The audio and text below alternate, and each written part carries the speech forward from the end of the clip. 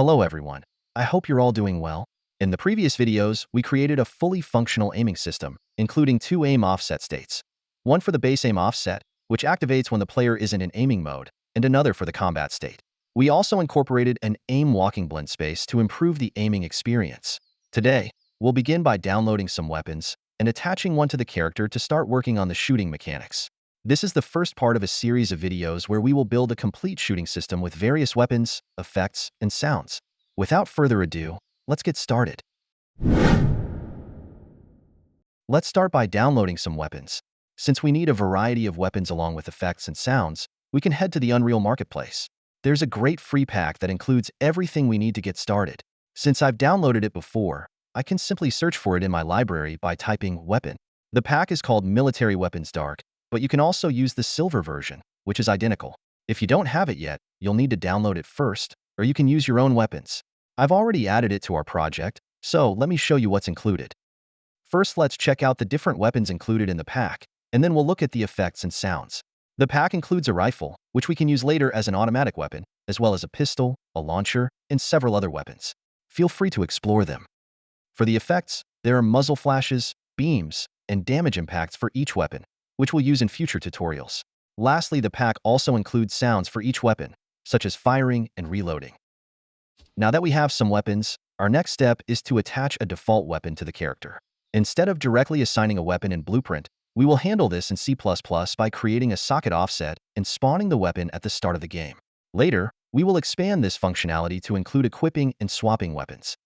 To make our approach more flexible, we will introduce a new actor class to represent each weapon. We'll name it Weapon Base to allow for inheritance if needed in the future. Once the class is created, open Visual Studio and navigate to the header file. Here, we will define a skeletal mesh component for the weapon. Since these weapons are provided as skeletal meshes rather than static meshes, this is beneficial because it enables us to define sockets for effects like muzzle flashes and bullet ejections. In the code, we will first create a private section and declare a new skeletal mesh component, naming it Mesh. To ensure visibility in Blueprint, we will mark it as Visible Anywhere. Next, in the constructor, we will instantiate the component, assign it to the mesh variable, and set it as the root component. At this stage, our primary goal is to spawn the weapon and attach it to the character's right hand, so this setup will suffice for now. To spawn the weapon, we will implement this logic within the character class. Let's create a separate function for this and call it SpawnWeapon. For now, this function does not need to take any parameters. We can let Visual Studio generate the function definition, and we will revisit it shortly. First, we need a reference to the weapon we want to spawn, which should be of type a weapon base, the class we just created. To make this process easier and safer, we will use T-subclass of, allowing us to select the weapon class from a drop-down menu in Blueprint. Now within the spawn weapon function, we can use a templated method called spawnActor. To do this, type getWorld, followed by spawnActor, and specify the type as a weapon base. Then we will pass in the default weapon variable as a parameter. If an error appears, it's likely because we need to include the header for the weapon base class, so let's do that. The spawnActor method returns the spawned actor, so we should assign this return value to a local variable of type a weapon base.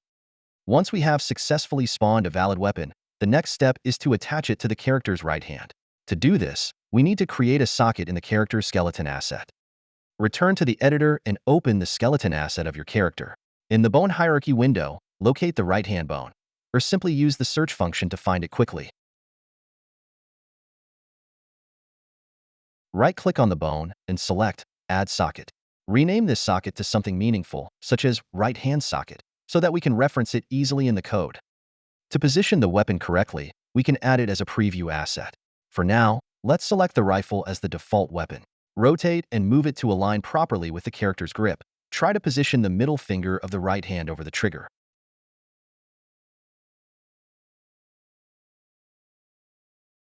You can also test how the weapon appears by playing an animation to ensure it looks natural when the character is holding it.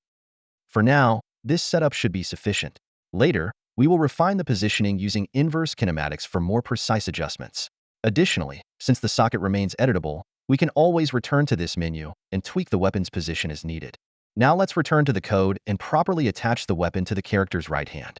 The first step is to cache a reference to the right-hand socket we just created in the character skeleton asset.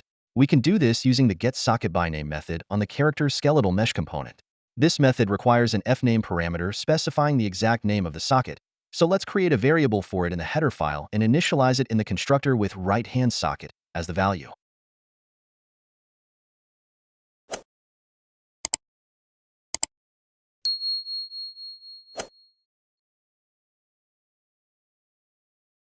Since getSocketByName returns a uskeletal mesh socket pointer, we need to include its header file before proceeding. The required header file is already available in the engine folder, so simply add the include statement at the top of your file. After that, cache the socket reference in a variable and name it right-hand socket since that's what it represents. Now, if right-hand socket exists, we can attach the weapon using the attachActor method. This method requires two parameters, an aactor pointer type as the first parameter, so we need to cast our weapon to aactor pointer. The second parameter is the skeletal mesh where the socket exists, which in this case is the character's mesh. After implementing this, we need to call our spawnWeapon method inside the beginPlay function to ensure the weapon is spawned when the game starts. Before we return to the editor to complete the weapon setup, let's go ahead and create an input action for firing the weapon and bind it. In the header file, let's start by duplicating one of the input actions we created in previous videos and renaming it to fireAction. Since we need a function to handle firing, let's duplicate the aim method and rename it to fire. After that, let Visual Studio create the function definition in the source file. For now, inside the fire function, we'll simply display a debug message to indicate that the firing action is working. This will allow us to verify that the input is correctly bound before implementing the actual shooting mechanics. Next, in the setUpPlayerInput component method, let's bind the fire action to the fire method we just created. This ensures that whenever the assigned input, such as a mouse click, is detected, the fire function will be executed. Now compile the code and return to the editor. Let's create a fire action in the input mapping asset and bind it to the left mouse button so that pressing the mouse button will trigger the firing action. Next, we need to create a blueprint class to represent the rifle weapon. Since we previously created a weapon-based class in C++, we can now create a blueprint class based on it and name it BP_rifle. In future videos, we will expand on this and create different types of weapons. Open the newly created BP_rifle asset and, in the Details window, assign the rifle skeletal mesh to it. Then, save the asset and open the main character blueprint. In the Character's Details window, search for Input and add the fire action we created earlier. Then, search for Weapon and set BP_rifle as the default weapon. It seems we forgot marking the default weapon variable as Edit Anywhere in the C++ code.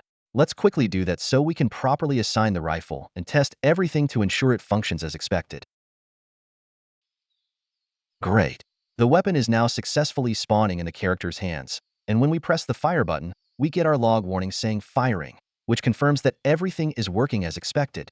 We won't worry about the weapon's position for now. Like I mentioned earlier, we'll refine that later when we implement inverse kinematics for proper hand placement. For now, let's add a crosshair so we have a visual indicator of where we are aiming and shooting. There are multiple ways to implement a crosshair. We could use a widget class, or we could leverage a HUD class. While implementing it in blueprints would be much easier, as always, we're aiming to implement everything in C++ to gain a deeper understanding. Let's start by importing some crosshair textures. To keep everything organized, let's create a new folder where we can store all the textures we might need. I've already prepared a simple crosshair texture, and I'll leave it in the description section down below. For now, we will use a static crosshair, but in the future, we could implement a dynamic crosshair that scales up or down depending on the character's movement state, such as running, jumping, or crouching. Once the texture is imported, double-click to open it and ensure that the compression settings are set to user interface. Then save it. Next, let's create a new C++ class that inherits from the HUD class. We'll name it Crosshair HUD. Once the class is created, open the header file to start implementing our logic. To keep this video concise, I have prepared the code in advance, and we will go through it step by step to understand how to create a custom HUD using C++. In short, we are going to build a HUD class that renders a crosshair texture at the center of the screen. Let's begin. In the header file, we need to create a couple of functions and declare some variables. First, we will include a constructor to safely initialize all required variables. We will override the drawHUD method, where we will define how to render the custom crosshair. This function will be automatically called every frame to draw our HUD. We need two vectors, one to store the center of the screen and the other to adjust the position of the crosshair on the screen. This offset will become clearer as we move through the implementation. Additionally, we will need a U texture pointer to hold the crosshair image. The update location Y variable is used to dynamically modify the Y position of the crosshair. This is optional. After rendering, the crosshair will be positioned exactly in the center. By using this variable, we can lift it up a little, which actually provides a better aiming experience. Now let's look at the actual implementation of the crosshair. In the constructor, we initialize the default offset for the crosshair to 16 on both axes. I will explain why I chose 16 shortly. The update location Y variable will be set to a default value of 60, but you can change this in the editor as needed. The logic for rendering the crosshair occurs within the Draw HUD function. We start by calling super Draw HUD, which allows Unreal Engine to manage other HUD elements before we draw our crosshair. Next, we check that we have both a valid texture and a valid canvas. Think of the canvas as the screen on which we want to render the crosshair. To find the center of the screen, we can access Clip X and Clip Y on the canvas. Clip X provides the screen width, while Clip Y gives the screen height. By multiplying these values by half, we can determine the center of the screen. In this implementation, we set the size of our crosshair texture to 32 by 32 pixels. This is important because our crosshair texture is quite large. You would usually create a texture that meets your specific needs, but for now, we will use this simple one.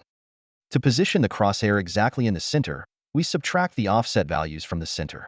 The offset values are always set to half of the desired size. Let me demonstrate why we need this offset with the following image. I drew two crosshairs without scaling them down to help you understand the difference between them. The first crosshair, marked as 1, represents the center position determined by multiplying the Clip X and Clip Y values on the canvas by half. Upon closer inspection, you'll notice that it isn't centered correctly. The reason for this is the texture's pivot point, which is located at the top left corner. In the second crosshair, denoted as number 2, you'll see the actual center position.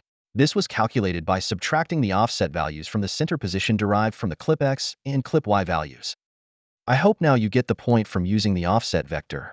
At this point, the crosshair is properly centered. However, as mentioned earlier, we can optionally lift the crosshair slightly to enhance the aiming experience. Feel free to experiment with this value to see what best fits your game. To draw the crosshair, we create a tile item object that contains our crosshair texture, its position, and size. We set the F linear color to white to ensure the texture maintains its original color. Additionally, we configure the blending mode to translucent, allowing the crosshair to blend smoothly with the background. Finally, we call the Draw Item function to render the crosshair on the screen. Now that we have our HUD class set up, we need to integrate it into our game. To do this, we have to add it to the game mode. Since we are using a blueprint for the game mode, we will configure it in the blueprint, right-click on the Crosshair HUD class, and select Create Blueprint Class. In the Details panel, set the crosshair texture. Next, open the game mode blueprint and add the Crosshair HUD blueprint to the HUD class. Compile and save your changes, then hit Run to see the result. The crosshair is positioned exactly where we expected it to be. If the Y location is too high, you can lower it or leave it at 0, whichever you prefer. If the crosshair appears too small, you can change the desired size to 64 by 64 pixels, for example. Just remember to adjust the offset accordingly. This video was a quick setup. Starting from the next video, we will begin creating the actual shooting mechanic. For now, that will be all from me. Thank you for watching and see you soon.